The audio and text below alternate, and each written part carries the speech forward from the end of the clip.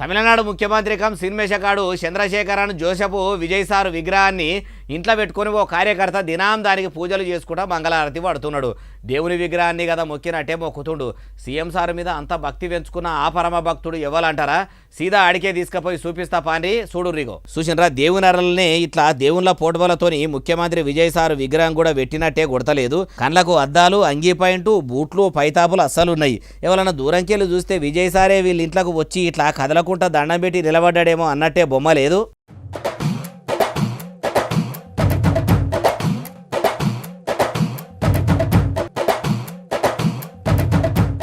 మరి ఈయన ఎవ్వలంటే టీవీకే పార్టీల కార్యకర్తలట. పేరు సుకుమారు షణ్ముగము. తమిళనాడు రాష్ట్రంలోనే ఉన్న తిరుచిరాపల్లిలో ఉంటాడట.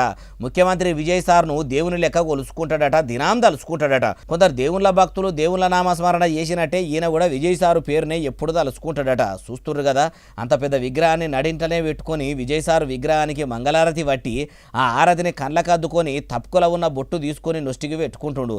అభిమానం అంటే అభిమానమే పోండి. ఈ సుకుమార్కు ఇట్లా దేవుని ఎర్రల సీఎం సార్ విగ్రహాన్ని పెట్టి పూజించేంత అభిమానం ఉన్నదని ఇప్పుడు ఈ వీడియో సోషల్ మీడియాలో వైరల్ అవుతుంటే మనిషికో మాట అంటుర్రు.